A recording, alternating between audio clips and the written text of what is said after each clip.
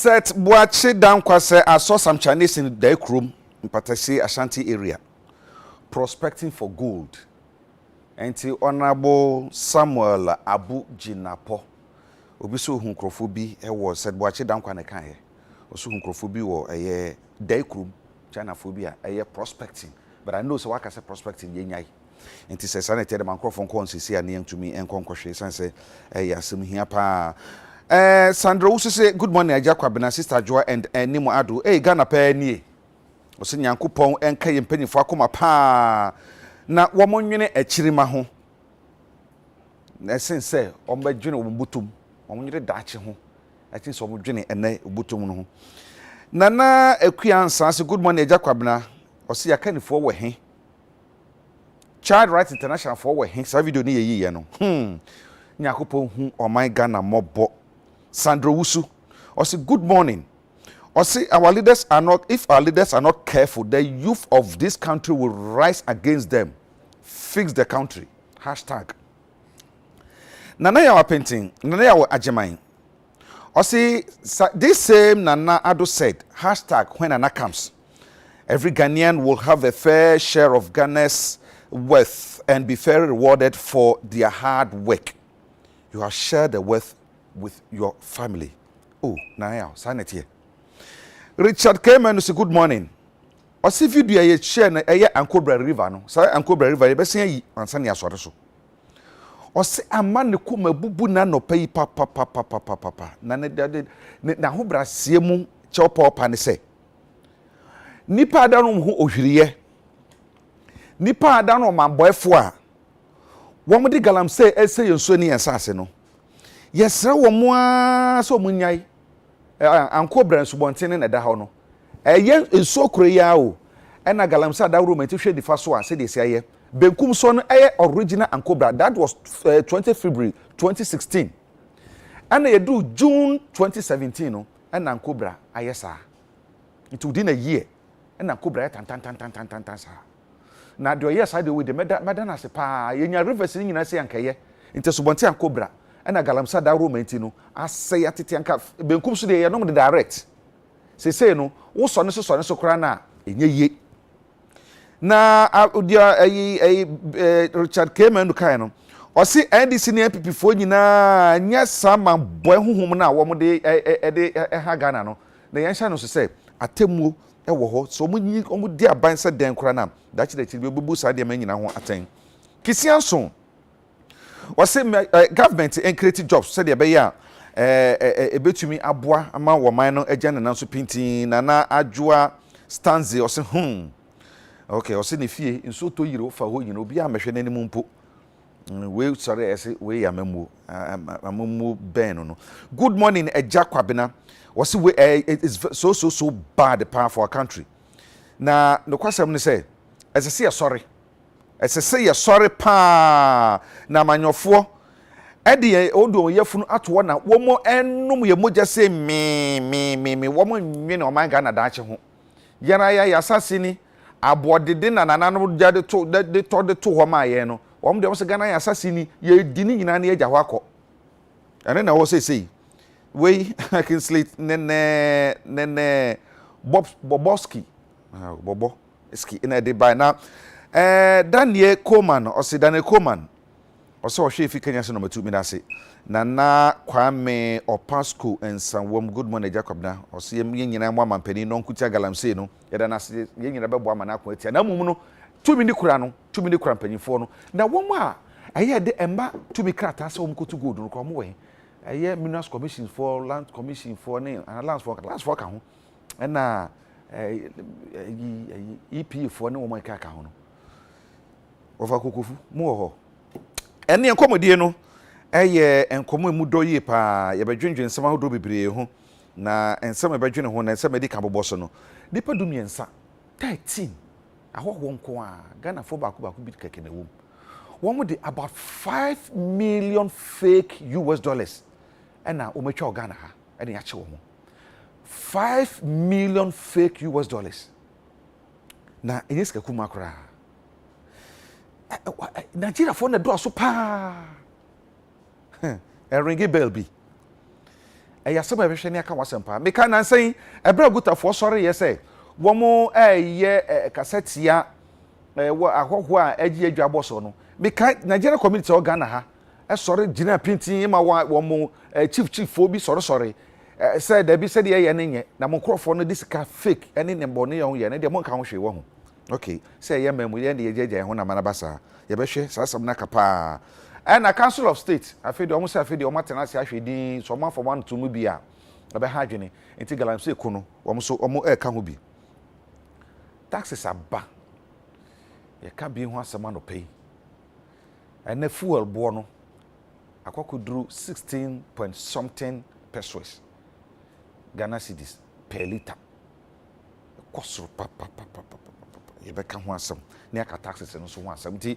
ɛnɛ mpanyinfoɔ mi no wɔn di nkɔmɔ ofie ha no wɔn yɛ mmiɛnsa na so baako nya mɛka yɛnsa ɔba a yɛde no ɛbɛka ho wɔn a yɛdi kan ba ɛyɛ honourable Daniel Titus Glover nka ne Tama West Tama East mmarahyɛ badwani ɔno odi hene ɛwɔ mampo akuapem yami kurom ɛna hefa mpo bi na sanka ho sankana Upper East also send bi o ɛna fe ɛna Tama also send bi nti wodi ahene mako mi Dagoma for this. Nti ho ne sankara no tati e dey. Siambong na King of the Capes. Siambong na Titus Glover. Siambong na Titus Glover. Ene kwapem de no so ye Asumka hene. Na no to ansa. Eno ye kumapong akwapem. Ena Dagomba de ha. Siambong na. Talisina. The pillar. I go watch here. Every year, no, they hear the two be Ghana. Oh, now was Titus Glover. That's so when you break. But I feel, I contact Bini, Chief Bini, or Deputy National Organizer, my NDC, or my contact. Ne yere no, eh, me nua ba. Akotase kan when tua mame. Ohu me so a ofra ma contact. Enti ahwefo me nya ne den. Akotase kan wantua wafa bi nua ba na bebia soro ne fam ni nyina free na agya oyɛ ho adwuma wantua akotase kan osoro so frɛ me ohuma na ofrɛ me akonta menyo de chief akwaba ye nua me nua ba ho ye unia ba no ho ye pa nso bɔ nkwan anope epede expose awo na unia ba ho na ebusiafo adabi me wa ma me akontase kan and awarje no grele na muko true na akontase kan mesima woje ne kese no na ebusuafo na adecho na abeka o TV do eno ye public one na kunta ka se bedwa mu de nkwa na ye ka meje ye public the public one na make you ya fie de na make na me akonta de bia me bia na so to akonta seka okay na make a special marriage commission you from Makwaba yeah another pay yes e be din komo kakra na ye hwe ye di kama me ye di kanka em say mu hwe yi galamsey said the effect a enya em say ye video bia no pen kwala keten ay galamsey bi prince wanda ro mambo tiwe say video na mame a na ka mun comment kakra fanfa na hwe response hwe nkwada ni nie a mo ye galamsey wa hwe nkwada keten we and I will share your way and so cuckoo phone a walk. Wow, Uncle I so disheartening. Yeah, and Sesanka, we cry Sesanka, yet Timpo. Ghana, you see any the gateway to West Africa, South Africa was a hill. Ghana, you see any wooden dear. Ghana, you say the end of blah blah blah. Share the Maye, Yana, your Dutch, see the city. Koko na ewo ho no koko de yetutu ni nyina ase e de niam nkwada keten wow na ahometi as time goes on ye be yi eswatuko and cobra no bi oni asa hwe no so where are we heading towards honorable Titus Glover ahifa na ye ko se be bia ye dro pa yi no where ahifa na ye ko program da se pa ma minchia kwa hwefo nyina Washofo nyina any UTV management any kofar baye ura despite enemy senior honest for resapon or the many 1 year of preseko Oh, sir. Yeah. Oh, okay. Me senior 1 year. 1 year. Oh, I see. They were the same house. Oh, I see. Accra house. Accra house. So I see. And me senior pa. Okay. And I mean so many cheer my brother. And you gonna we are good. I could have found your doors. Me they pimping no 2 weeks ago. I was a we in a nephew. But I never see from one. The busy. What lie? Yeah, go me problems so. Na gomna ansana meka bibi about galamsey no. Say front page. Our chronicle. Say front page, middle page. Middle page. I see the great achievement of Otumfuo said to after 22 years on the golden stool. Na mpese me tinitew. Say Otumfuo na hindie no. Ya hindie bia. Wababo dwuma yie papa. Woti chieftaincy institution enim yie papa. Na wohwɛ ne nnwuma wayɔ afiri bi a ɔbɛtra akonya so no yɛbobɔ so a na ɛdɔsen yie papa.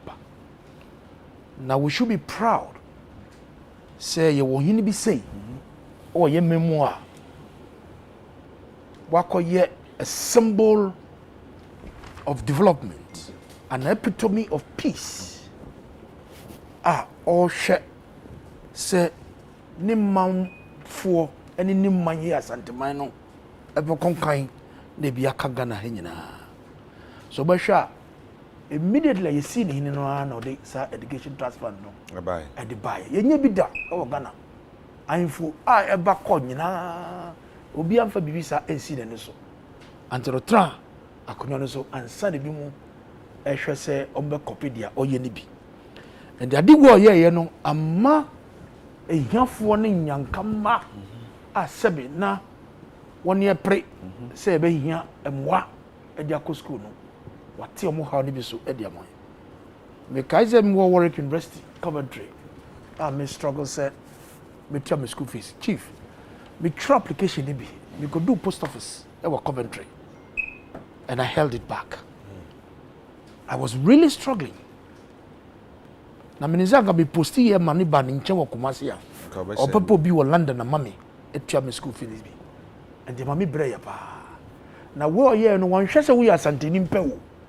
It was across the length and breadth of this country. And the idea why ye yade na asombo ye papa. Okaya ekanyama why ye environment in so sanitation. Boreholes are all share na the idea nyina. But another striking thing, na yebe ka forest asem about Lake Busuntwi. Now we share threat to Busuntwi Lake no. The single mom and the natural lake walk like Ashanti Memwa. Na mom professor say no. 2.5 million trees are what started say Odua along the 22 communities are a walk lake no nyina no. Or share amaya hye bibia. Then the issue of peace and security. Or no any nuanum ahemfo gonja yene any mampurugu pezeko for 2 won so mo hwe na dagbon nsem so ye ba yi nyina no wo mo hwe no mo nka no o ma hwe yi mo na ka pezeko fa do be hwe mo kana ama ene on be year 2 year and we need to celebrate as at the ending me enkrani but I was say my himfo no bi ehwe ni nyama wayo no bi de mfensua emfamfre ne ho and they become we e dia tenetel nana wonkwaso ye mamuni yo Mamoni adwuma waye na galamsey abeye adiswa e dia mamma ni nyina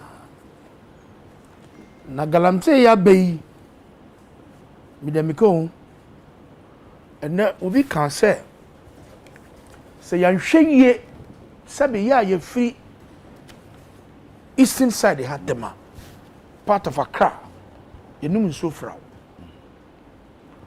na ukọ esoro ho the middle belt forest areas ni nyina no nso pra ankobra tano ene brim ene densu Sanso kese nyina ana Ghana Water Company eso na edu baby na yasi ye bie ye tapa last 2 weeks na me hwe ayi picture bi on social media dipa bie ne tap no na nsuo na eba mu it is said ya hwe what TV so aye so bad bido na ye de nibre ekopesika ye de nibre ekopesika owo na ye pede ma yo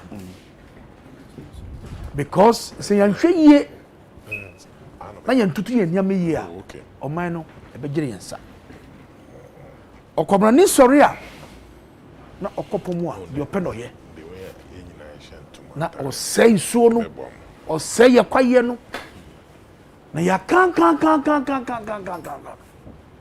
you need a brave leader we ya omampani a odi nkwa ato ho odi na dwuma odi ato ho se we ne be ma costume political officer me ye bibi wo therefore I need to set the pace omodi kan ba ye no mo yom family but at this time adi ba ko ye be ye dia kai no so be boa ama galamsey ye ginsem no oti edi free ho na nkwala na ye hwe won ewo fidie no so onze omo ye bidizo mu di agro but it's sending signals to parents it's sending signal edima amawufo se magya nkwala yi wo hwe TV ne so a se dia mpanyufo amawufo no ye no no bi na musua ewo ho no and the way oye de anyin no nso abaye galamsey na ye ka we no me de maka president naka the young current minister for lands and forestry Samuel Abujinapo e wo se ye boa no ne ye boa president no ama ade a won de si o me so mo kundie tia no ye boa na honorable asama ye kan yo ye ka na be si baby what I know and yes say say ayemo manyofo ya titru a wo Ghana ha ya na mo shade na chi enti ne kono ayekona e wo say set example eno na me waduma fam ana me kasala me ka say o mabeni e ade a wo de si wani so no ebi wo ho a o be ye awon hwe yi a wo duma na opesa wo ye no ye be se no de ama wo so de ni nan si ho say we a party back you are not above the laws of this country. Minister for Lands and Forestry, no directive no woman on behalf of the president. And the party ni babi ye bibi ye nyina abekunde chayo no e wo say chini atwina so. We need to set an example. Na ye who say aso dia oye no emboa ye nyina. We need to do it. But ayemi de say anopa bi bay na the chief of defense staff wakosra asrafo no on say aban e 200 of the soldiers e dey control prano so e dey start say ye clear hono nyina ye the drones ye the helicopters aye national exercise now na ye dikan ye bi there was a success wo hwe onaba mewu time no oye no there was a huge success. Huge success? I think so. Huge? Yes, I think so. But we share send ade no call now. Edu baby no na amanfo ka say and it was a community mining. It was here hwe kwan be fa so na ye hwe ade no ya guruguru ni send ya obi betumi but we need to go back to the drawing board. I na bo ka community mining na semi ba madwinum. We ka say huge success no. For me where I'm coming from or where I'm sitting, no. And me experience. I'm wanting involvement into this fight against galamsey, you know. But like I say, success wise, you know. Me sumi wo me the question say. As of 2014, no mko to galamsey e wo chebi do machine important for trash one mo nyina. Some of us stood me solid general painting amakoso aka say chairman general emma me airtime me ko do wa ofre ma me report. UTV mpedi for Roma omo ma bi tumi betwa am yeyi wa ha ama satam ne den so bi me sabo mu sei ana manom na de video ma nkrofo tumi ahwe en na ye kan sei no ye se be so called community mining no I say den so eno aye well regulated no kra no I say den so and I'm betuma kan say one more the concept ne ba ye no the community mind concept no what the buy ankasa no ya sidelines afo ni nyina fight we no enyo back for fight. Yes, it involves everybody. What we need is what the president has demonstrated. Say afei it was a brave. And then we share daily Ghanaian Times front page, Council of State, also the wedding. Last week Friday, University of Professional Studies, UPSA, Practitioners Forum, graduate MDA graduates, Afibiano Ochehini Bahobe Kasai. He was so passionate about the issue about this Galamsey fight. Should, and he must. And he's one also another Ohini Bia, also consistently almost every day, every time Biano or Kangalanse once. Because I had you maybe Odi Hini Fenina. Na said I make canon a queen when any papa. Yes. Now Yansumu media phone is where you're born basso. The media coalition against Galamsey. Almost some young voice about to ye kun idiot tears identity. Ajuma wenu ye kun wenu and yet any bejai. The issue is about consistency. Because you flash up when the free power. So young try any unfunk hobima, they still go back. And the baby no shama. What is it? Ancobra. And so ben echo shaman no. It's Ancobra. Ancobra. On number mustati and anybody. So what happened? Is it because they relaxed? Is it because there was no proper monitoring? And they said, nah. Now say you who say we need to go back again now. The fight of Galamsey no yet to be and stopping within one day. That is true. It's going to take consistent effort and collaboration with every stakeholder. Obia also no Jimmy. Even a him for work more. And no I don't know if I'm not make no. You see a man see forest or baby. Or sentiment more. Your friend Obodino, we need to mention some of these mining companies or more for more. Or you're prospecting in there. Message be wa. The message be wa. A brain minister no. Akase yen jai. Or no, that's what pomo. Who is supporting this man? Who is backing this man? This should not happen. And the baby any one the owner of this company won't be ano. It was a penny ye cheno. Me person share kuru din. It was a cheno. I say day krum. Day krum. I want set boachi down kwana the boss day krum. I want patasie Ashanti area. Was it mining company be a prospecting war? We know about Mansia, media Mansia, and then you so. Ashanti area. And the soldier phone one call. But Ocean Minerals Amendment Act now. I think 99(8) or so then section baby. Cover the seizure of equipment. Any minerals now yes is I was here the institutions of state. For example, gold now. So I call ransaki hon na mu seize omo niam na nyina no. Gold no was called precious minerals. Equipment na wo ho no. Mati say ye shishi bi ni ade ade. That is not the way to go. I say or say former institutions of state. Local assemblies wo. Say it got them. Yamfanya adwuma. Yamfanya adwuma. Na nya bi ne yakwache bebrebe ya hu bebi efa yi. Assemblies no wo ho. Yamfanya adwuma. So de achi ye nyina ye hu bebi efa yi. Anamboa. NDC for can say 500 excavators. Professor Fupo Boatin kan. Okay, that's time for correction. Sa 500 no Jinapo ba ye, Abu ba ye, Honorable ba ye. Also we are launching a committee to tell us the true figures of quantity of excavators now among for open ones. We need to know. And if I say excavators in fire, Minister Nyama mi young for soon from Bama Montezo. Galams equipment na see here no. A fine your coin. You see, it is high time say dear number si ho.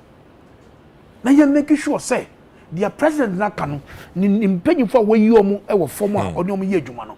They must deliver because ono to Jubilee House. So my instruction, you should be carried on to the latter. And then the minister will be a year there was some fata. And almost baby almost the adjoining diagram. The MC is on the ground. But I'm happy. So last week, President Frey, all regional ministers, and other two of them said now, because they are in charge of the security in the regions, you know, they should decentralize this Galamsey fight. Assemblies never want to do no more. Who are na obiaba. chief here or any ne kura or kita paper e dey free crime or say yes to gold to gold no hini no wo kromo no onim hwe obi anka hwe nkyere no DC to ho na obi anu say record that should not happen enti to be here for the fee this will not happen bi metumi asore se mkakoye enti me ka e wo mu fidie so said the commitment of President Akufo-Addo to fight this galamsey no on that also. He continues to provide the leadership and the support. I be fight against galamsey no ye kundi etia. Na say adwuma we no enye baako fo adwuma. Ye nyina ye ka ho bi. Ye no ye di kase ye menua kwaku boy. Me ne share wo one platform a week ago. Now I call campaign time no oko galamsey said you order. O ya campaign wo. And the okasa da bikita video no social media. And you are encouraging them to go and do galamsey because of votes. It's bad. Me Vesi kakra. Because of vote indeed. I will say say quiet. Enye se oka and okokan ye. Wa 2 minutes sha wonsa se wo hwe na 2 minutes ye adwuma no.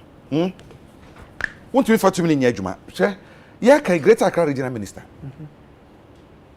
See what MCs and the DCs will be Greater Accra.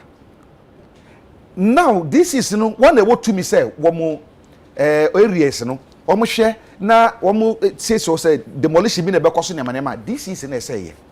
And the regional minister and the echo municipal to municipal, district to district, echo Bubudain, who MC are on for so many walls. Many in the quarter, we are cousins. Na meka se adwuma na president da hye ne nsa no adwuma na obo no eso ni ye papa ene wa ma MCs na wo Greater Accra nyina no omo na ebobo moto na wo munim wo se so omo tena ho when ka wo na masaka di oti oda na no dia na ba wo say di oti oda na no e dia na it is some man ko na for ba so that's it so clearly and the court has given the way so we are DC we are DC na wonhwe na wonya odwuma ye won't even nya adwuma because one workaholic is an action man they be our form adwuma and the wa wohwe wo sunu wo banyama wo ye no wondim nya then you have to sack yourself and nunti na galamsey fight no president na kase regional ministers should not take charge na baby e wo western north Ashanti region eastern region even north wo kra bolga ho be kra yeti galamsey de bi wo what you say and the clearly no was set pace no wakana sem and the year ye wo form aye the president ye adwuma no e ye ni wo say tutu ya na man ye na nkofo no mo say so no you camp him and you make sure you bring him before the law me kai ebra na ye kasa galamsey wasem I remember there was a time be na anything I make say ye can we are not I'm not being personal but baby I maybe dem ani hu a me involve me hu no na make I remember because my name Moro yeko ne yekwa na ekudu chebi. Ye interview bi ewo before kids school. About President Training College okay before e be dru ho. Before the ye interview bi no mo ye man na ye interview wa na. Ye ko kro no mu within 70 minutes e ba back na be bi agina ye interview no. Na excavator dwuru ho nyina akọ. Within 17 minutes na adwuru ko. The American say your MCs at the end no when you say pay they see them wom who say galamsey no enye so nipa so na kokoye machine odi twam machine o ma hu chebiduma se wom ye so mo ye no yi farmers ne se wom mpene esan say koko no ma ya na mo ban so no compensation mo ba mo se ma be ye mining na compensation no so no ade fie bi na mo tua na mo so mo mpene unim de ye police for on my chebi police for eba be che one more almost some period moment to galamsey omo che omo nyina de omo go sales why should it be so we nyina nsa na chief any tano babem no maka said the fighter e wo galamsey no enyo ba ko fo adwuma enti ye ba ko president no aka na pamfo ni omo ye adwuma wa hye omo gena na ye de asrafo e de akofom and make sure say obi biara e be so no mu so ye galamsey ye ni ba nyunyunyu ade ba ko ye threat e di maye e ye cocoa destruction and the China for the Chinese ambassador over the weekend mu share wo social media or say enye omo visa e wo China de ba ko so o madu krom ha omo me bia galamsey site e wo Ghana for no ene edi omanum e de kokko in the Minerals Act one of the portions or say who are engage a foreigner in the galamsey fight you are equally palpable yes ye de makoko and no ma say nsuo and no ma say kwaye no ma say kokko and no dua kokko wo this is an action that calls say adwuma wei akufo do nice ho say mumbua no ye nyina ye mbua no na ye nchichire o man no ye make sure say obi obese nsuo ene ye kwaye no ye ni nyunyunyu regardless of your position in this me that say almost ye boa nso a munya se mototo ye din no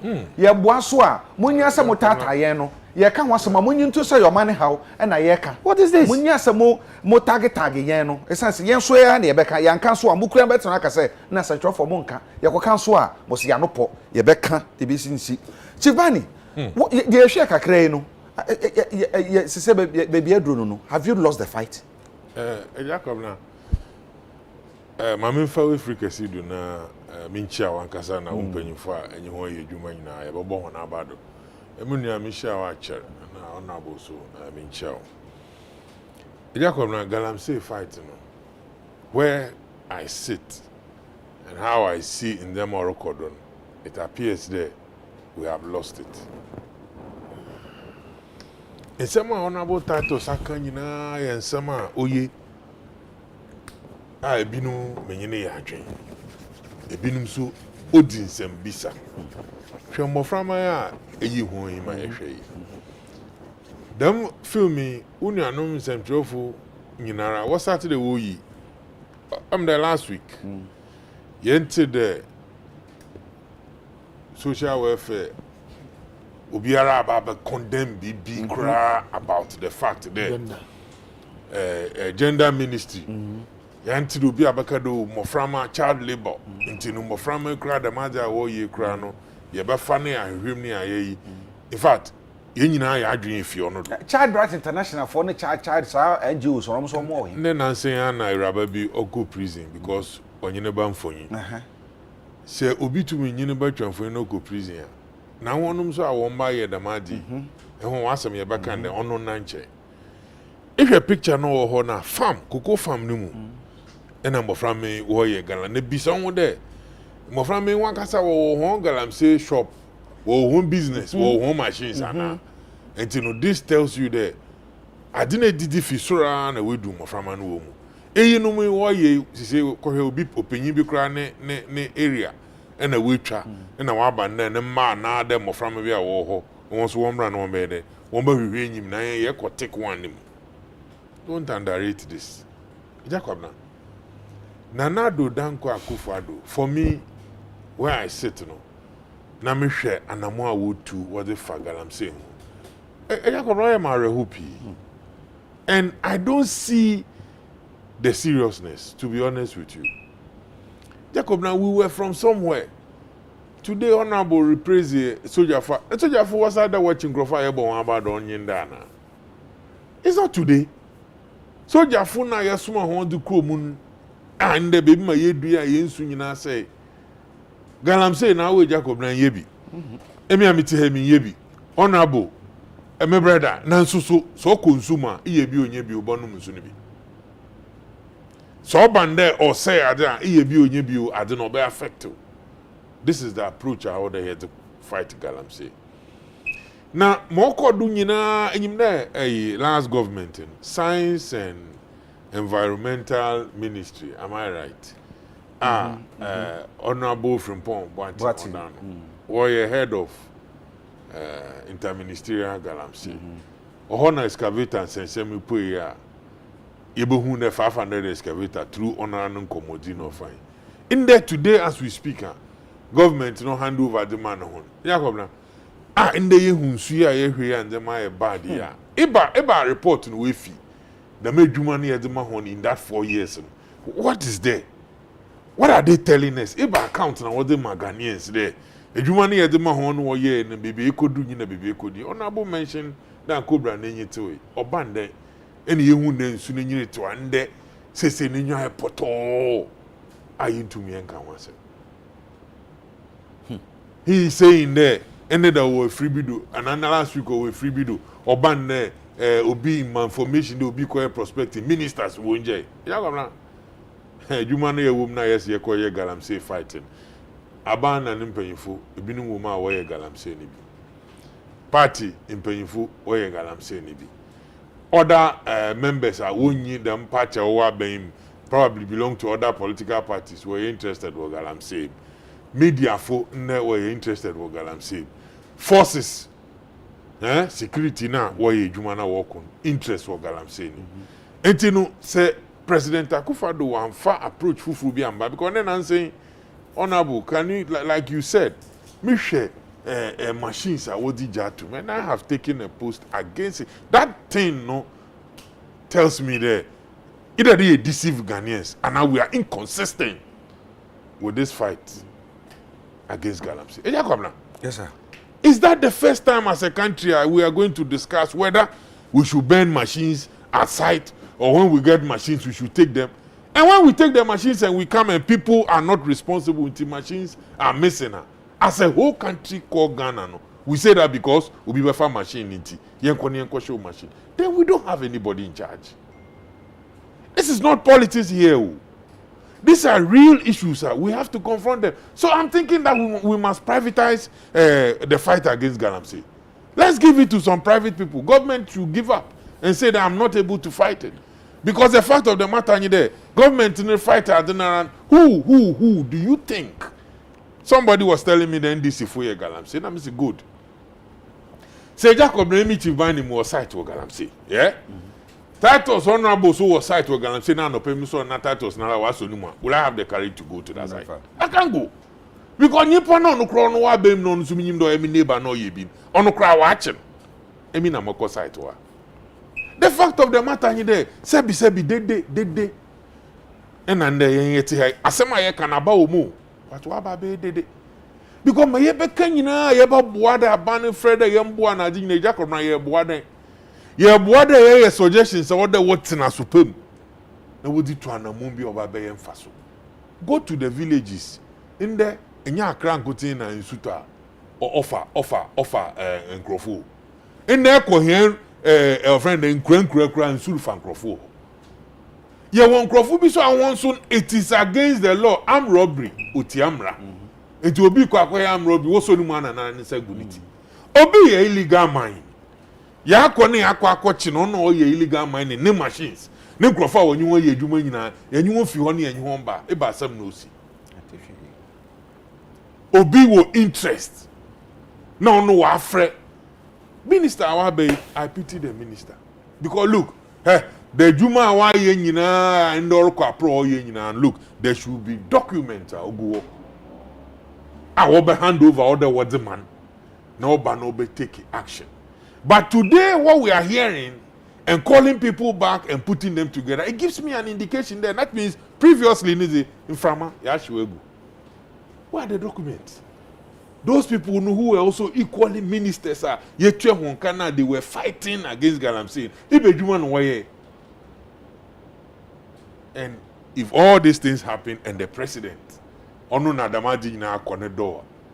because of respect I have for president, you are telling me that I should tell you that the president is fighting galamsey. I can't say that. But that's not say na pesa meye. Or Minister for Lands and Natural Resources war, or regional ministers war, or MCC war, MCCs war, or one way shana siama edu asia hope.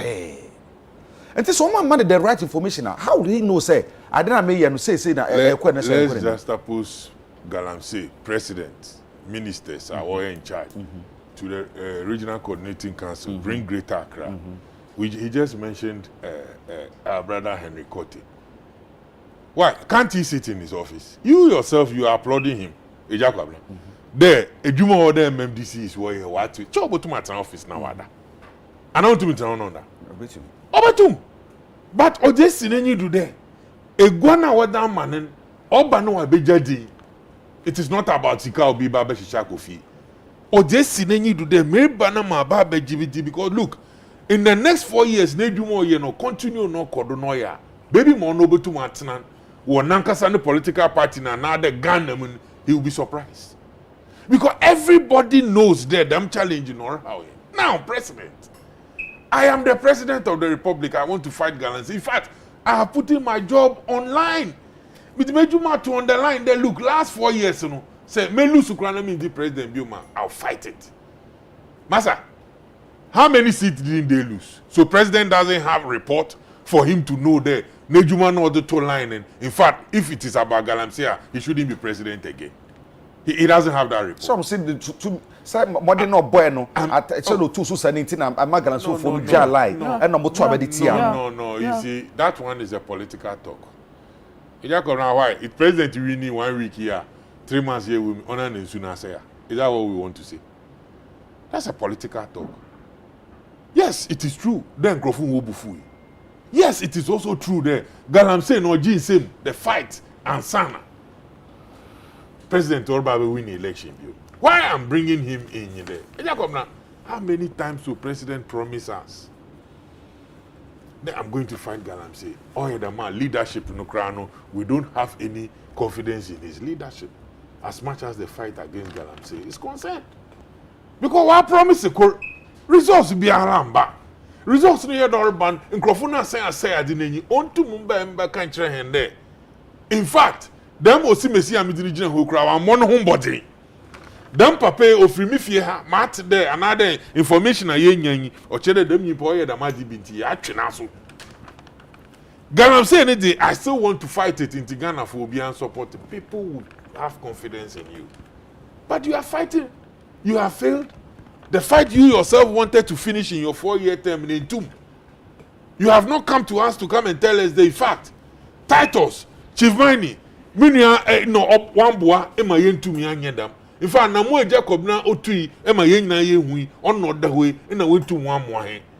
Da minti amide ekona ma e krado dem akun. Nti won san won mo am obi a obohu na dem na dem won me enka. Jacob na ne tanfo kra wo so and clap the president asema kanede oya adza ode yen na ye kutua ne boboa no ya kwentia. But you see, when we are in leadership and then we are not able to acknowledge, accept failure, and then accept that failure is part of leadership. Until when you fail, the downfall of a man is not the end of his life. And so I'm going to get up and fight again. You don't do it. Let's take it like that. But have confidence in me. The second approach when they go to site, they beat the people, they sack them from there, then they burn the machines. Oh, really? Today, as we sit as a country, mrawahai. And Crawford judgment death or machine, wash room. And now, you can say, for us, what to form not the most go. In Crawford machines, I show my judgment death. I mean, you can say, why am fast what I'm on? Na baby, my yaba bedri, pempenra ye dri. Chief, as someone a mood. Oh, people have received it. Go, come on, dig and check. Next week, in your information, I'll provide you. People have received judgment debt. Why? NPP if we want to boy from President Mills and Abado and Abredo, one boy in this if we one party for one machines are show. If you oppositions are today to be a chairman and answer for. Haven't you heard that story? Today we are going to side your machines in the fight against Galamsey. May yes, show machines because yenji machines no baba dey di fin kran 500 no baba you hu baby my machines nafa. I mean, what kind of country are we in? And for me, Jacob, now I don't see the seriousness. Yes, I supported the all must come on board so that we fight that Galamsey now illegal mining all say in soon. But Jacob, now you never on board who has the power? Ghana now who have we given the authority to? And no kade nunsia yenda yebeda. Iba tum na minister won't also do bienja perspective. Because tum na eda man anadu dan kwa kufa do wapon kakra was a man. How the minister no di ejuma. Na minister ne directives na nkasa nkrofu still wo bufado. Then I ask you there, who are those behind the one minister ama directives are wo bufado? Is it because we were told the party here sika?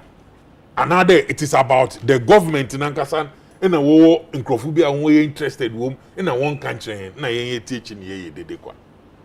Another approach must change. Must change. President Nana Danko Akufo-Addo. My call on him, I don't know whether until another nobody tells him. Somebody should tell him. Titus. The president should come and tell us, ampa. When you know want support na adi na yedi ye ko kunkro ni mu ye wen yodo. Inna kuya mukui president nankasa. Onfa nye minister o. Onfa kasa nto de motinyi. Enti na me da hye minister nsa da onye. Na ye wo party fu bi kra na. Inna minister o ye dwuma nyina no man woni. Se minister no so ba kan adaya oso. Na message so onya. And Nkrofo a wo bo na boom with that cherewa. Jakobra me sure the obaji unsem. And so the president must be, to me,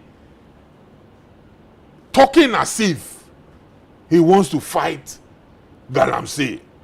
But the actions, or your power no nanga so wona or the be a man, it doesn't show. And so people are taking advantage, and some of the people are close. So he must sit back, revise his note. May I say, if they cannot do it, they should privatize the fight against Galamsey and give it to Henry Kote to start. Actually, man, the little he has done in Accra, we are all of the view the Obotu ABB. And then I'm sure social media and as a chap-proof will be now. Before we are meeting, what's a way to take action? Let me say, Henry Nkrofo Besho Aruba, but I've seen something. It's not about Ruba and Nkrofo Pedo Shene. Opedo Jadimbi. Na dem di no bejan. Na nanum, ne nananum, nanan kaswafu. Oba beti de Henry Kote. Na wala yipa na la hin ebedi. Eda how many minutes? Enye skana esi de beji mbe masamen. Ahia na ebotu mada. Edibana ahia na ebotu meji. Edim papa na odeja. Entina President Akufo-Addo, I don't think he wants to buy a new house at Onhubida. I don't think he wants to drive a car be a on drive bida. Entino he is the person. I am believing there.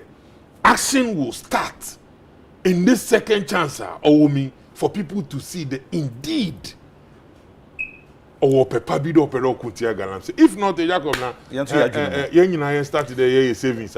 You the back cranes with your manonia. Nebrisa Bisha Brati bin was a Jacob Ramonka be my what Mr. was a Chima Pija, CC to Galamsey or and Capijani to Galamsey. Now so Enra Jamino Casano. Na isi tu galansi wa pejade de. Eja kora proper action on him bi no nyido ye no ya. Na mra nyina di ni ehu. Obi wa bam no nyido ye no ya. Na mra nyina di. Obi to opposition no ya. Na mra nyina di. Then we know. Asampa Abladefie Kumasi Galamsey Fire should be a total war until the rivers and forests are reclaimed. Nana Kwame Opasco Nsaomo say good morning Eja Kwabrambe, good Lord bless you for the good work you are doing. But that's it. And despite me, they say regards to Anthony Markins, in Shirap Dapa Nia Marquez says, Ebrason say, a me Bruno etua, basis of margin etua badema eja.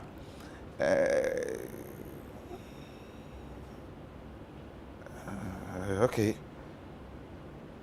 So I don't to you. I'm saying someone shada now I thought it was go I be say maybe so in some for constituency when I mean yes maybe so Galamsey some sense I would only Galamsey Juma be patcho or your former MP and say 2 minutes them can be brisa wise hope or some mean yes questions well so say Abina Kathleen or say good morning or so quite bit community 1 site 1 community 12 Site 12. Site 12. Community 1, Site 12. What's the plan?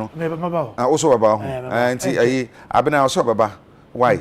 And to me, Surukura. Nana Yao Apente, also all the media houses need to come together and tell the government to fix the country for us. When so say, Prince Apia, or say, is there a leader or is there leaders? Say, son of Pessoa Kano.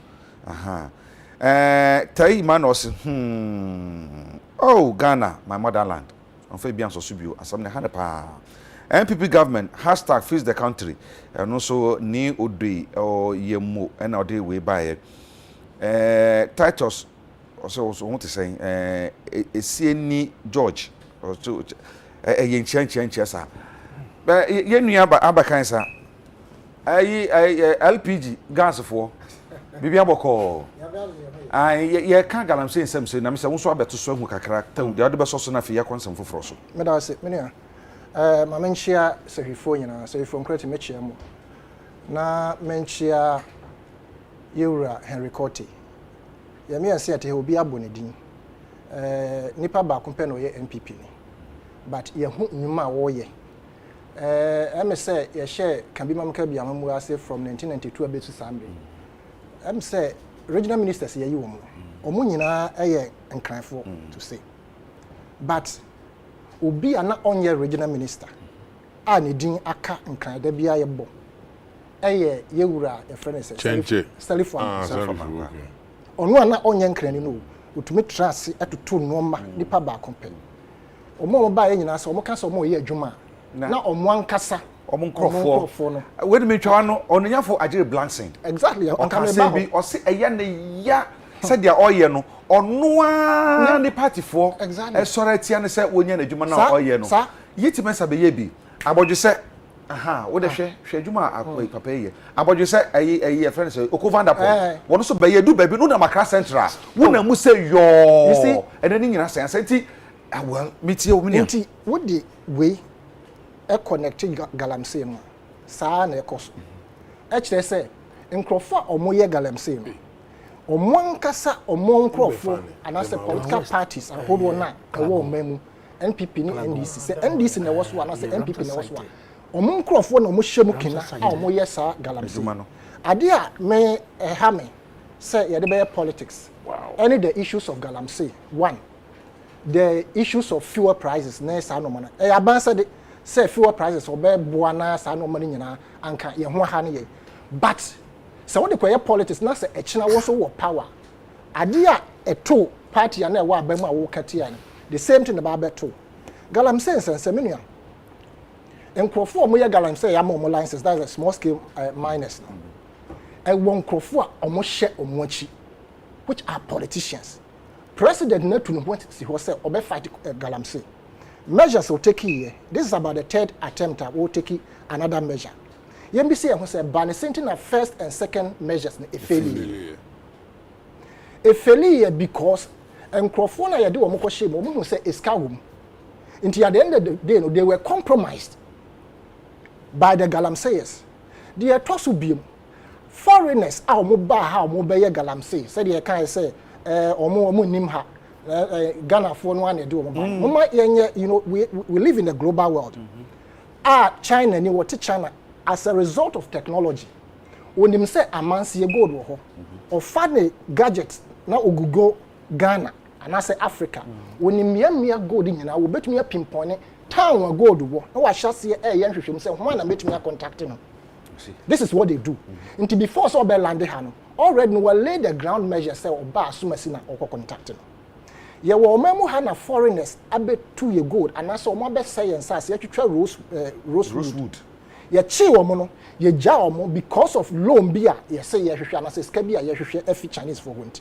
ye ja wo ama Ghana for a omo cross small scale licenses omo mu bi ne ye confiscate omo licenses ama up to date omo ntumi nya adwuma mo se mo ye ni ye mo be hye mo kina sa de be ya omo license omo betumi atu galamsey no a essence you no anka ano be brase ye wi ne ko ba ne sei political party ati wa aban mo sesi which is the NPP omo nkrofo no ante de me no chief ba ne kan no wontumi nchie woni pa bia bakon bia emo ne kwadu emfa ne nkotum e be den na nkaifo na jai obi biara wo small scale mining licenses obi biara wo ye galamsey ye won nkrofo wo hye omo chi ahemfo ka ho politicians ka ho ndisi ye se ye betumi ama sa galamsey ya say yensuo no ano be brase a ho be hia se ye be depoliticize no na ye be make sure say aban was no de ne nan be sifom se wochi minister se wochi obi na so kenche say asomasi no hyase a ho hia se ye be investigation na sa nipa no ya chi na bone kodo se fatase ye de ntum a ye mfa ne ntum menu galamsey hyase be se 146 years ni ye mbisi ye ho say benefit ben na Ghanaians yenya since 1875 ana your friend is saying galamsey shares ye kakra ye de share ye wura bi na friend no monsieur Marie Bonat o share ase nkakra na fantifo mienu bi nso am say Ellis na binding omo nso omo ba ebeso mu omo didi mu saa na omo hu say saa fagudie ni tu no e ya de capital intensive right from Takwa. Yes, nti ese say omo ehwehwe sika na omo de eye omo ne namu saa omo no omo ma gold ni tu in terms of commercialization ebe share ase e na omo de be share ye friend say Ashanti Goldfield ensa na anena ne nam from various stages na ye panning Ghana for nankasa sabe we nkura se no ye panning but we were very cautious of our rivers ndina panning no kura ye no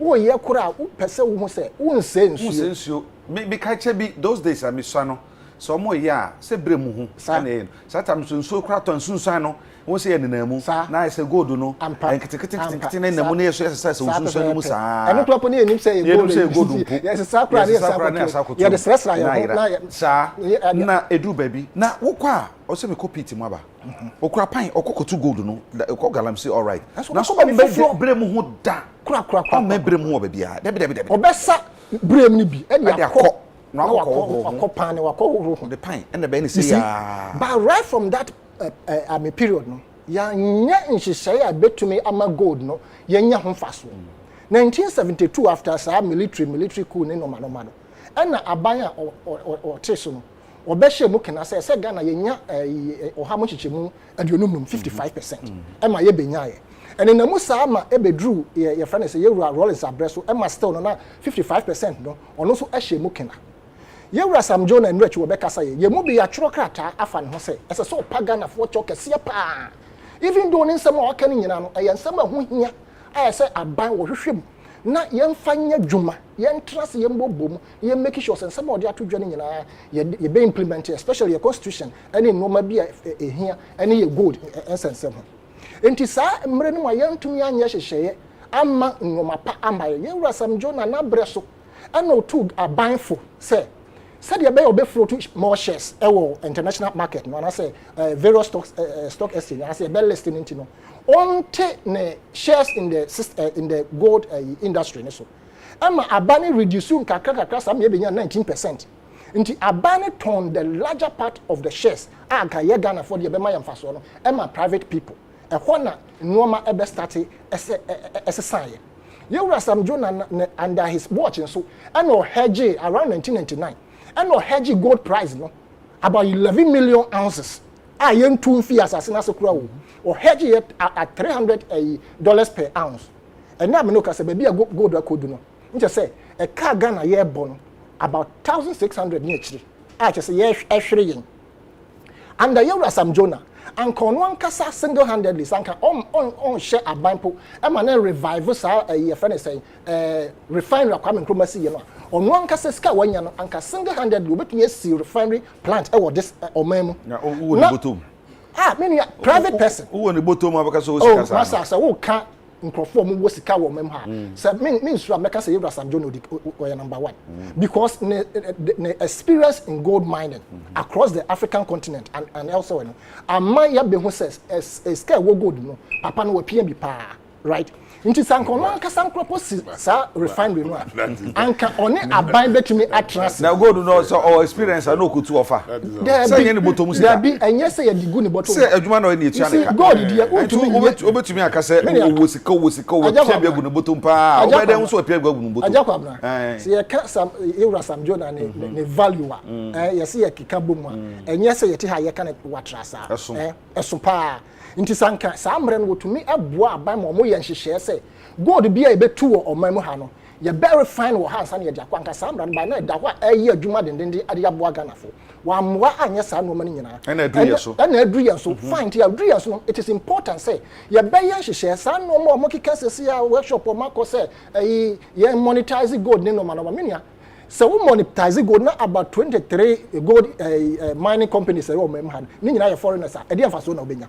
It is important say aban be take the bigger stake in gold mining no na ye make sure say aban so mine so obeka ya after World War II no my start to say ye basa gold industry ni na be basa no Kwame Nkrumah beji found ma Ghana no o hyase say gold mining companies ahodo na anka egu no o kan nyina bom no be ye no state mining company of Ghana and not to say abandon take statement with the exception of Ashanti Goldfield and a friend is Kondogo mines.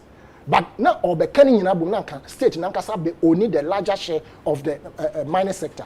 When you know after you two no beboguye ama banye diswa bedine obia ne ho aye papa bia fagoro ene NPP so omo kwenti ya galamsey NDC attention eto enchine your friend say efuturo gum mo wi refi say ebi ya mo so mo beba mo ba you cannot take any other measures than to ensure so be fight galamsey nti say won so ba na say wo ya what should we say about you shisha wo de beba no say yehwe ma say emfa kwam a dia na yen kan fa ho nti the issue of fighting against galamsey no should not be politicized.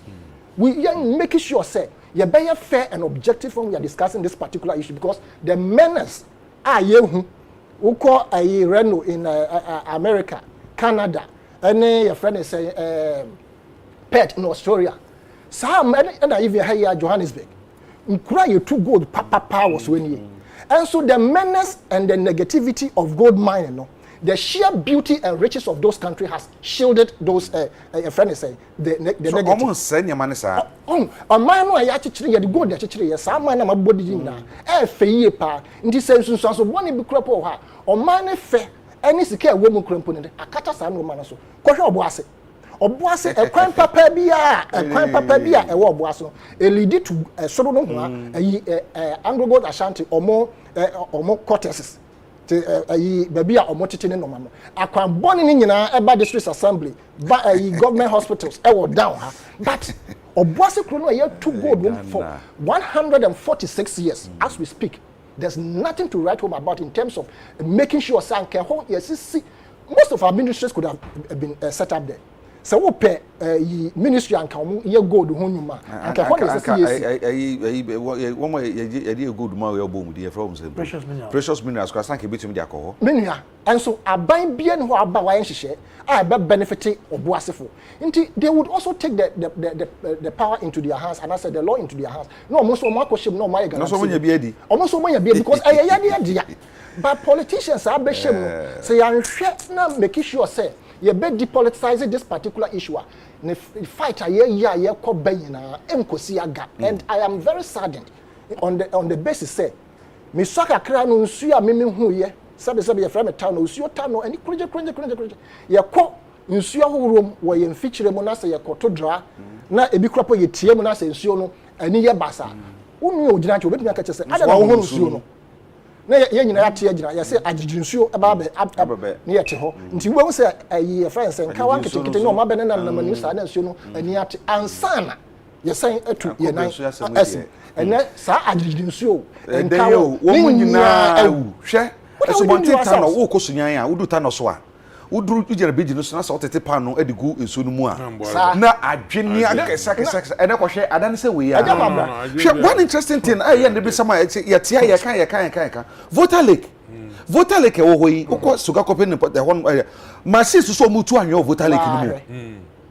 wo machine so a wo mutu anwa a wo voter lake ni mu why oh my way ajabada wo de wo se no sina fe ye ko san fofo gu nsuo ma wo tintasuo egu mu a samre no kawa bebre ma it was ye pebabi e beto dra ye tintasuo mu nti ame say politicians o mo back of today na o mo abam o mo ntra village da matina wo mu ni bibia bra because agigi nsuo ne nkawa ye kan so o mo ni bra o mu ni bibia o mo ni pa abroche so makwa ba o mu ni mo say the office tie so still o pet to say America pet Johannesburg makosa aba Ontario mako Canada baby e ko mo ne too good a whole pa and so omo achechire omo body gold na achechire omo ani yie e ma omo akwan nyina dem adenti na muntumi enye I'm challenging Nana Akufo-Addo say this is his last tenure of office that is what on funny nancy form na fen so omo a power mo 200 military officers na o say omo enko ye adwuma no ye pa omo chew e ma omo mfa omo ani ento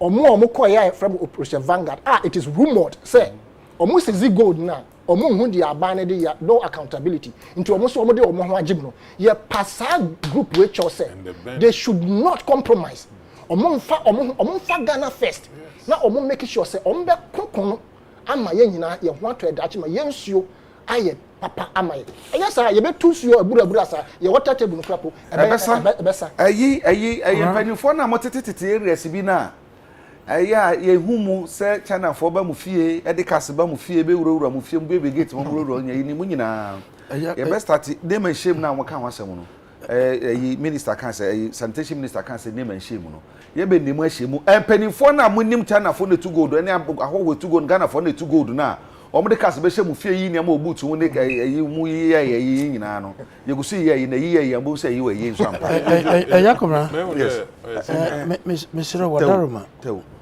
say Makunta chief can say president lose the fight who the political will to fight this Galamsey fight.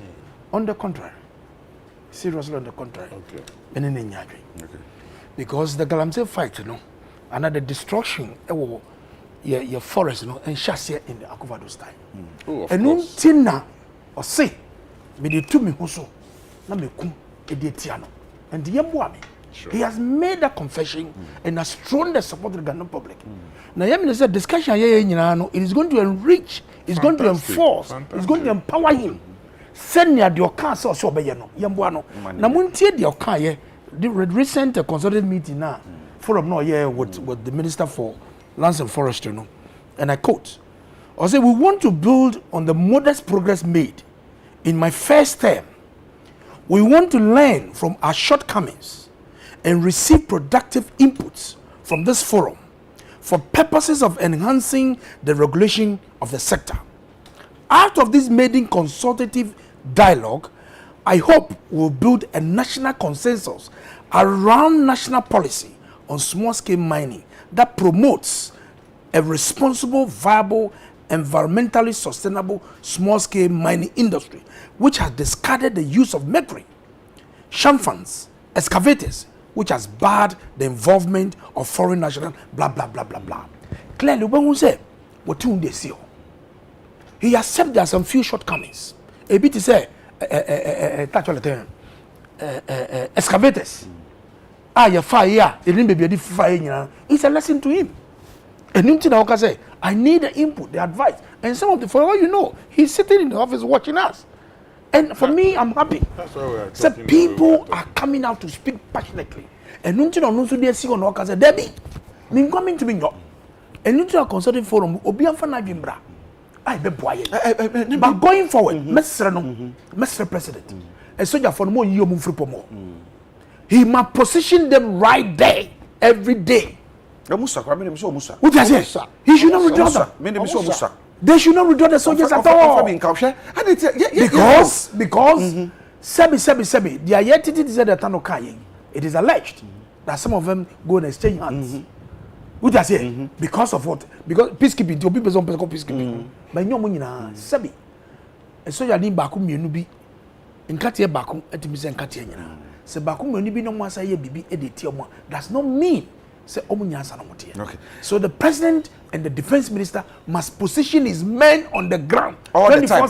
Minami susu say ebinu kwa ka say sankabe ya sa champagne wo na master champagne sisi ukọ kokoa udru enyina mu a wo show ni fa so show benkum so champagne wo so mo boy djuma wo inside ho na one second just one to be banne we dey say me politics sama me party but yewura apalo o kan ato ho say first point of fighting Galamsey, and say port ho. Baby, Shanfan say fan fast run your demand. You're the fat port, ye etria on duty. That is the first point of caller for best attack Galamsey. Okay. Until was say port ho and will be making sure say no Shanfan will enter into this country. Because so one sees this Shanfan coming to and say okofa cocaine afi amanone adiaba. One man and come on na so would be uragana ha. It's important that and I'm glad that Bobochichi said if you say catch or the Danchem no crow digit. The honorable the big crana, natural do man pay and actually be a flash of house wash your programming power. It is not for the nefe, another for Casa and Tina on one Casa we choose to them topic. As a media house, once that warrior in that list. Yeah, idea see and some will be near boom. The back boom, Asubi te away to my what? You see, yeah, not titles, let me know. galamsey fight here ye kan ya o man panyi ne opepa odaka do pedokon everybody knows yati what I am saying you there anamuntu galamsey nankasa nande illegal mining na ye kan wasem na nkrofo de fi enyim de ikonsu ni nche water himfa ye nyina ye twebinum no obi di champagne o sabaja wo kan o de kosi nsu no do no root. That is not allowed. You say say another small scale mining. Will you have the courage to go and put the water close to Abani's? There are people who are in the ruling party, who are in the government, even the security forces now. You detail one. Alleged American people have shown interest in the galamsey now. And the president, he cannot be saying this and people will be taking him to work or pepper. It is about the action now. Take right from Nenahu.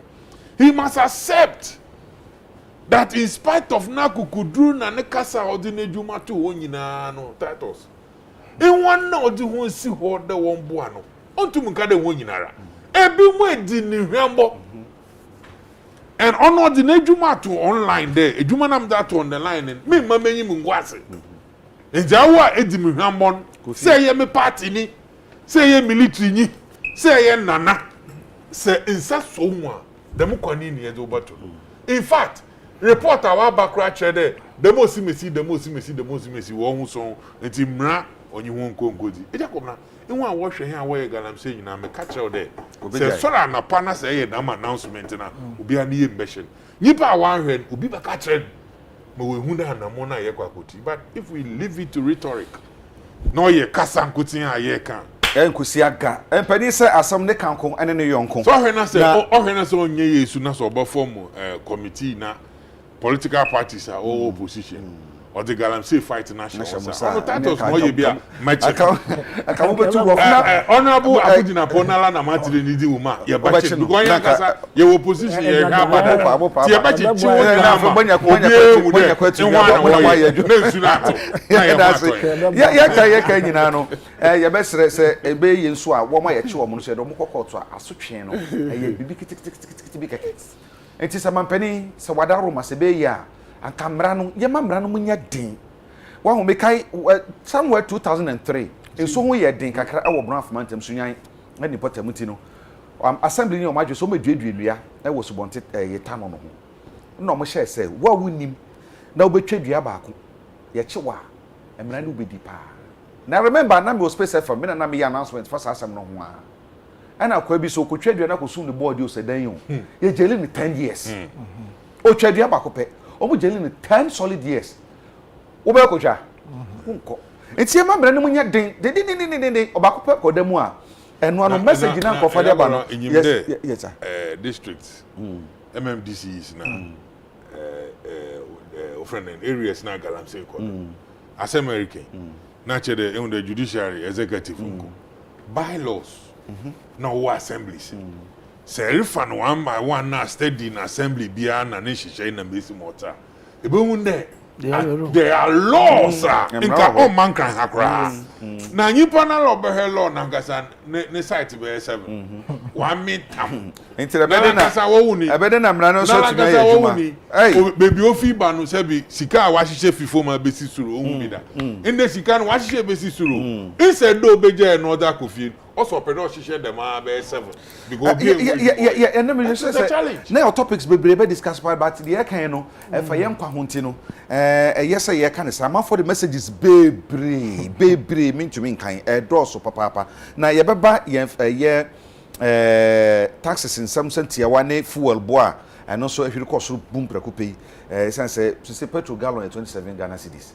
1 gallon of petrol at 27 Ghana cedis until later no 6 point something cedis na last Saturday as until some 68 pesos na to 1 liter biaso until well you can just imagine na say ayehu until petrol 27 Ghana cedis per gallon as we speak na messages no door so pa na yebebe no so tawu na fe yetumi ahwe na manka man for messages ni bi on hwe on baba babu me obi sire peacekeeping na nkrofo lobby na wotutu ho there next year mama ko peacekeeping what's a local peacekeeping na nkrofo lobby Galamsey fight no Mary Abuasi oh Ghana our leaders why as a misa wasi de omudwene ho nyina omudwene ho nyina ne omonko omudwene omanfo ho wo bia da na ogidi say sabe ani abre kwase ye bepre ye kwata Galamsey no be take advantage take opportunity no na ex gracia no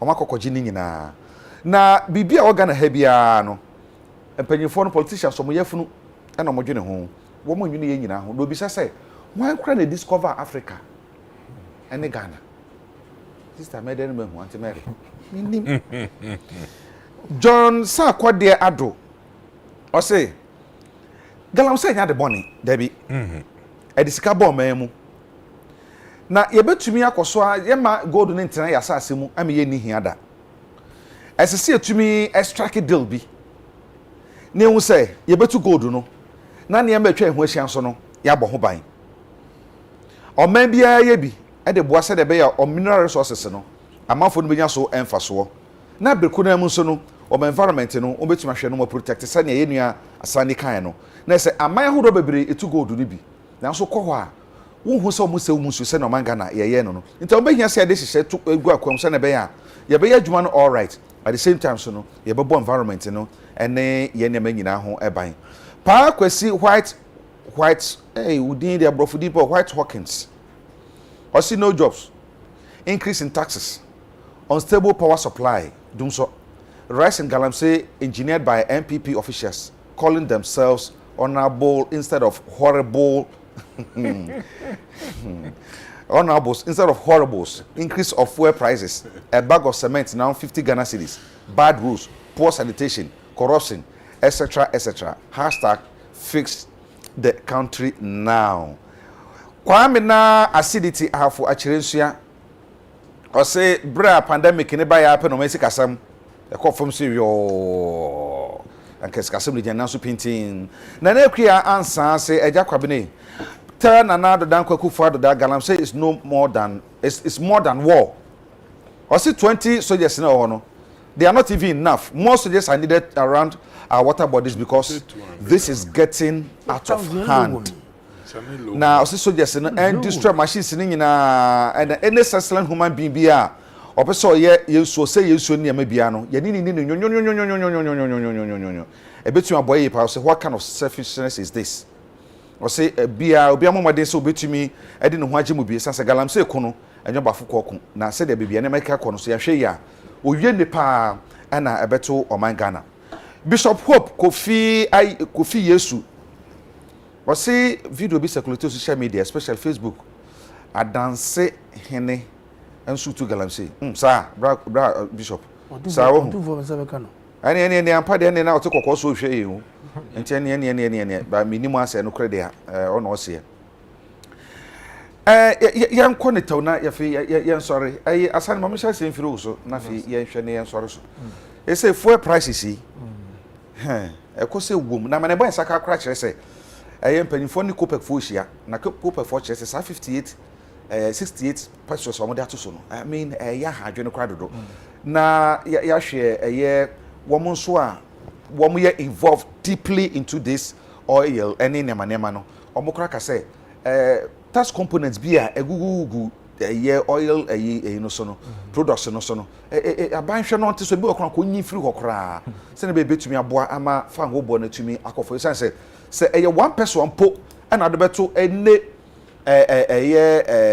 product bi aso a say bibia ye ton tentem to ska bebre eneba na with 68 pesos and I say ababeto so uhunu ni say aja me da say yes sir answer na me be share say kra no ma men kan say nyame boa na 2024 Ghana former LPG4 kwan ya the laws on water bodies and river bodies ebeba ya mfa market the best constitution mu said there be a certain mileage on every stream in this country budua wo ho ana wo mine wo ho a e be chiw ya wo mra wo pa mining law no kra che say some about 100 meters or maybe yes what you mean two but how are we nothing so omo to galamsey no you be supply omo 3 seedlings they said the yema okosa hwenu ho a yin foforo na asa nti omo kokwaye no nti allocate kwaye no mo do no na ye mo enua omo dua ye be sa de said the be betumi reclaim na mo ba de ye baba yo ya me adum ti na gana fo ajakwabna me say asem abeto dwafa increases in taxes na no money fi wo ho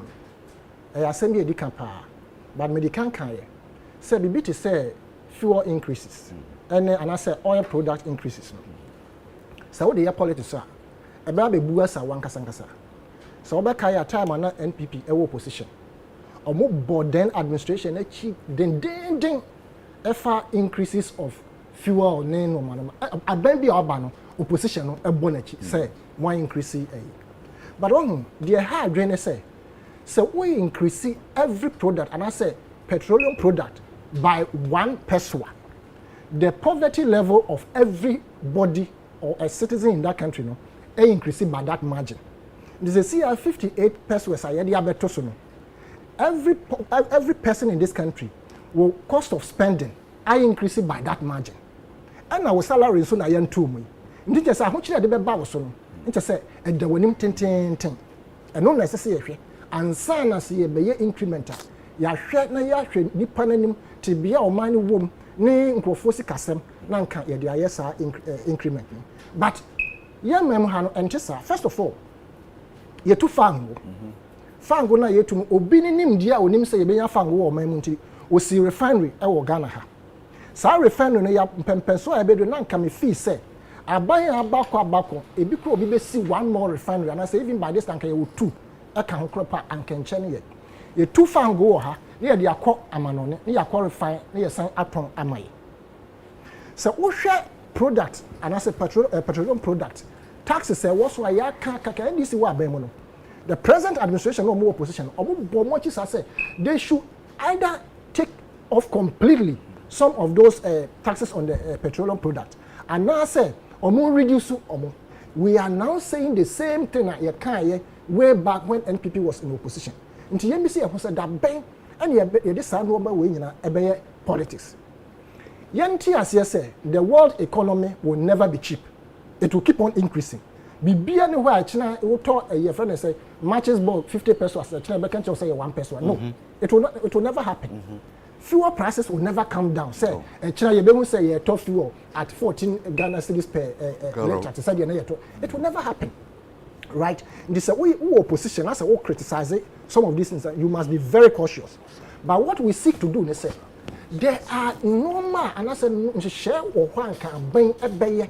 And I say a baby a bay.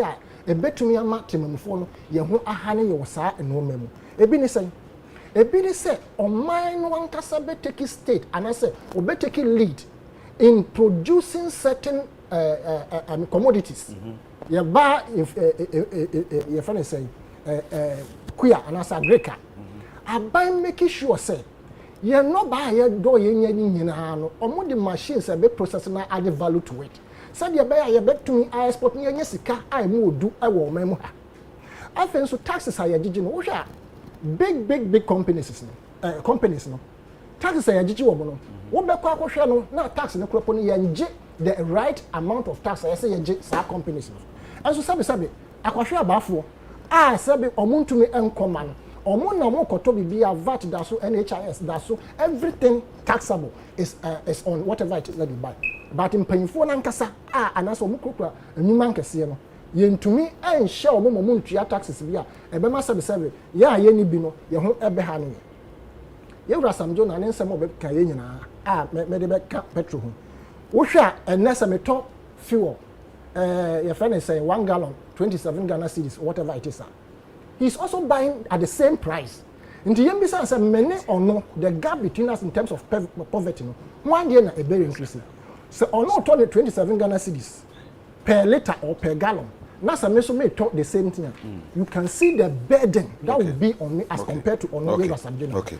Make a chat one. I'm announcing that you did bring a I buy every say, sir, components I say on your free. The any necessary on your free. After so onion, she say, bet me, I refine your fan one of you. Now so the SS or decrease as or teso one teso sa 56 pesos I know omode abeto ade I'm say I know she because that translated to all the sectors of the economy, transportation, food, everything. Enti ye sha ban no anase ye sre no say industry players no ono omuntrase no omunye de be ya sa 50 something of the artists no betumi afiri okra me danse bra mi kuro mu hene ye be ko ye bra na de me se galam se na de ye bra nyina I hope say betumi ato as a topic so next time so say na ko ya ba e bia nyame ya duma ye nhwe see taxes e ya me kan say MBB aban ye ba aban mu no na ye what taxes bia na doso pa say ye bebu ye ni e de akoye chi a ye kai say 2017 was 2018 taxes mako 15 I hu say ya dusua pa o man so ye yi frɛ so ye yi taxes we nya e de frɛ so senior businesses any Ghana for be wo ban ha wo se ne betumi edidwa ya ye adwuma na ya nyamfa so e de no wo so ba se bre ye wo mu yi na ye nuanum chief bani ebusuafo yi se busuana ye bo na ya dos now which are the demands and the needs of our country no idea na aso ye papa obia epidi kegidi bi say ye betwa kakra e de ama no na odi akọ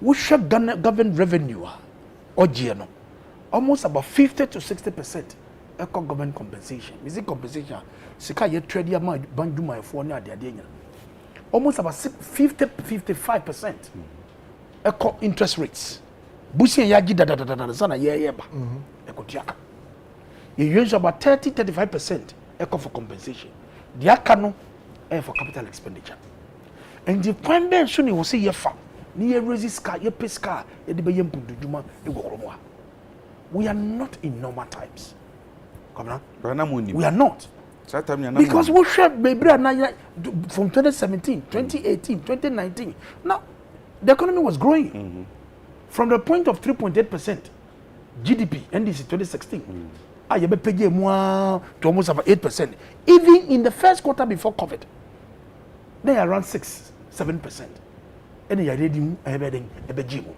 we share the enyima aban ye nyina even aban edwuma for me move you can ye tua wonka na ye tua wonka na ade so clearly how do you mobilize and now was here free COVID era na ye wo mu no we need to stimulate the economy now who stimulates the economy this can ye dey sebi enye obi na person betua to there are people who still continue to evade taxes enumtina national identification e bayi e be say linking with the tax system na obia only tax debt no e betuma ye den asodimu se kakra bi na wutia kra e be konim e de boa e de amaye etuotua no e ya ye dene na obi say na abanya enye onye considerate na de na what ye to so how do you grow how do we grow without the two ye gide ye be twakwa ye de aba ye be de atwinso e de aba e be de boy e de aba wenya ye skan ketenkete ye gide kakra ne tie bia binum complain say bebi etwa to no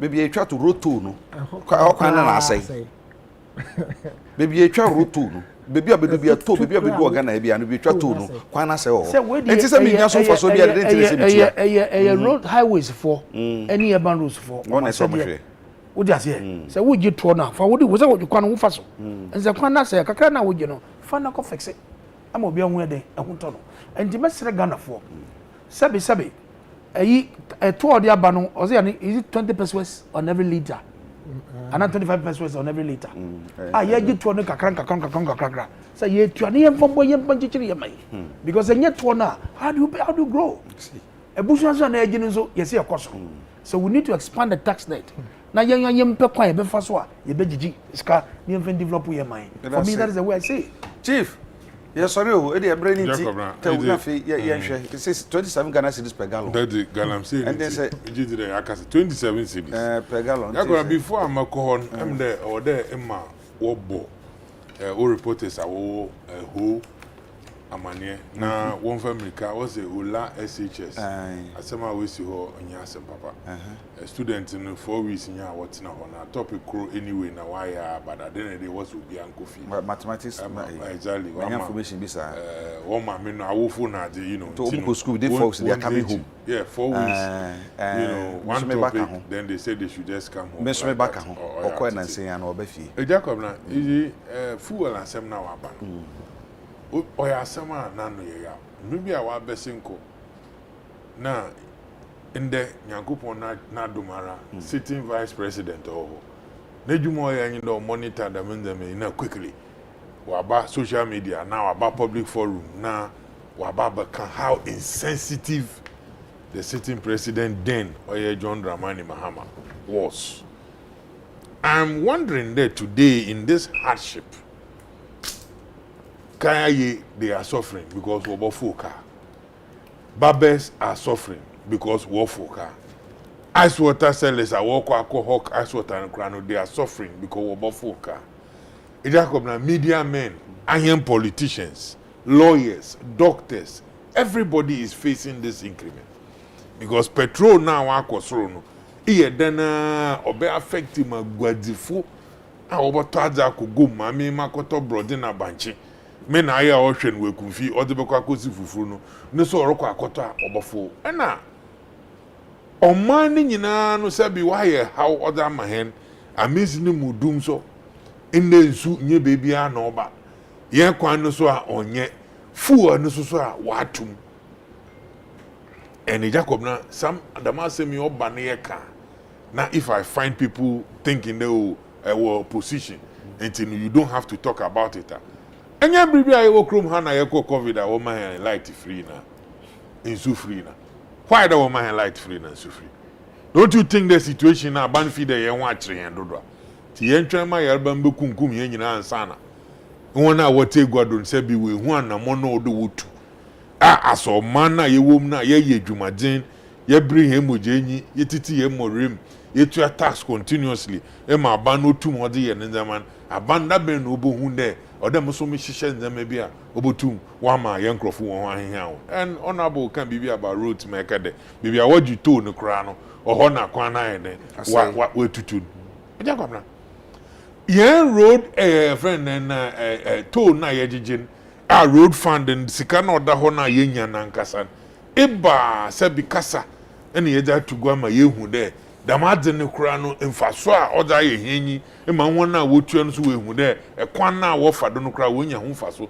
the minti said the tax rate de wontua won so obotu won wa har won do ye tin kura na wo botua Jacob na I must say that nanado danko akufado na ban first 3 months was a 4 months ahochira wo ho covid na nkasa na ahochira oda ba oman yankasa sika poso a yeje de ye de bo ye ho yentete hu nkan bia we are just moving into them ahochiri a odi fu na adere kosoro fu so kosoro pe Jacob na bibia kosoro na bibia kosoro I think that government don't share say if we are going by Dr. Baumia then indeed insensitiveness and what does because this is the time and God are bankrupt no you sensitive no here na mono obotu waye no da kushin ye ntumi ntua na yewu sebi aban na ono so wote ho na won wo ye hihye is about time won so obohu de da min hihye na yen so ye ba ye a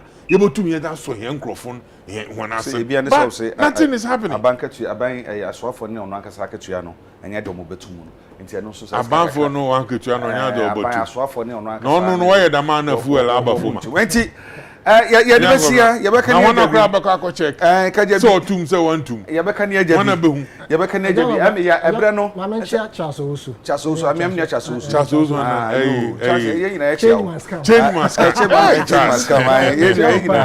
ye nya chase chia wa no pe na o Richard Boy ona ye penny oda get fund no me nia bebia obi a me ma o chia no pe na feel lawyer Kwame Achampon obusa penny achi bra baby will be a very good morning. I think happy birthday Emma Kweku Ura Kwentri Boahene CEO Cap Farm Ghana Limited and wawda if free mouse we come mouse out no bakwa make Ura tintin grammar wo fi ha no one no say me kan just some happy birthday to Ura Kweku Entry Boahene happy birthday ko e de mapa na medina we so e de aseda ama aboafo ebo aye nyina ma di dwumadi ebremu kriwa wachi no mkasa gu masum chinchim fidie cameraman bo mkeka ho nyina no e de mase pi afi aboafo nso a eso yase no so e de mase na mpanyimfo a mo so mo se mo mmre e de bedum ye no so ye so e de mase papa orunyafo Daniel Tatos Glover e ye nka tama isim na sebedwani oyo ohe odi hene wo Ghana baabi aka voter region wono ye be command bi wo ho na ese si wo ho a owura ya asani tano e ye national organizer anima LPG enye gas e di no aduane no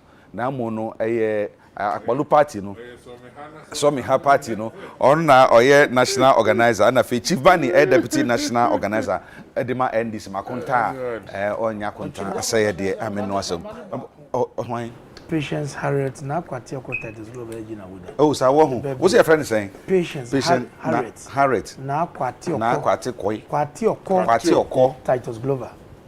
Enti kwati okko happy birthday in advance wati na odin de Watch out, no watch out, can't apart. Yakrama. Yakrama ododo mi tell my yakuna mami din You will have put it on kasa nko fun bia so netia. Oh on po akra na yeta na chi ye do so chance afo ni nyina e buzu so ye say bibi and kote no se wonyima wonhwe ni structure obuya ye bapo oda ye ni moto bo ye de besia ne aka ne agya bi na brepam de aka nyina beto aso medin e de agya kwabreda wanse se munya brehwe ye ho ayadom a ye besa no mo ahia yakra mo